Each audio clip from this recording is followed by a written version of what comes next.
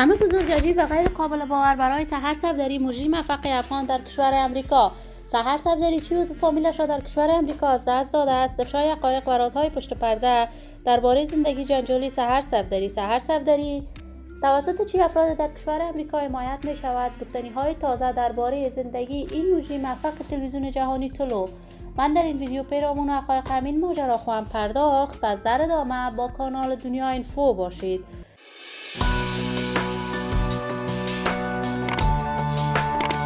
سلام سلامتی نثار تک تک از شما دوستان و همراهان ارجمند کانال دنیا اینفو. شما را خوش آمدید میگم به یکی دیگر از ویدیوهای جذاب و دیدنی این کانال. اگر دوست کانال دنیا اینفو باشید، پس برای حمایت هرچه بیشتر از این کانال علامت سابسکرایب را فشار دهید تا بیننده ویدیوهای جذاب و دیدنی کانال دنیا اینفو باشید. سحر صفدری، مجری مفق، چهره شناخته شده، مطرح و سرشناس در میان رسانه‌های افغانستان است. علاقه‌مندان و دوستداران خاص خودش را در میان مردم افغانستان داشته است. سحر صفدری با استعداد خاصی که داشت، توانست در تلویزیون جهانی طلوع راه پیدا کند. برنامه‌هایش مورد حمایت گسترده افغان‌ها قرار می‌گرفت. این همه در حالی است که سحر صفدری در تلویزیون طلوع با دوست و همکارش مجیب وارث ازدواج کرد.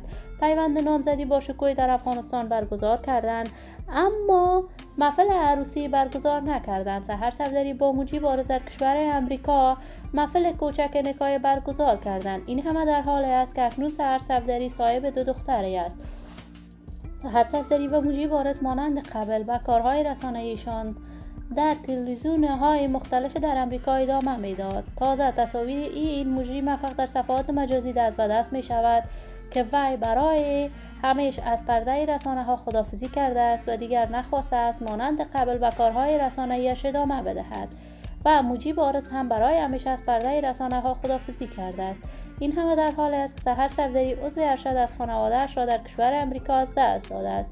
ولی من آرزوی خوشبختی، موفقیت و سعادت برای سحر صفدری و مجیب وارث از بارگاه عزت الله ازال تمنا دارم. دوستداران و همراهان ارجمند کانال دنیا اینفو، شما هم نظریاتتان را در بخش کامنت با من شریک بسازید. این ویدیو را با علاقه‌مندان و دوستداران سحر صفدری و مجیب وارث به اشتراک بگذارید. اگر دوست کانال دنیا اینفو باشید، پس برای حمایت هرچه بیشتر از این کانال علامت سابسکرایب را فشار دهید تا ویدیوهای دیگر کانال دنیا اینفو را از دست ندهید.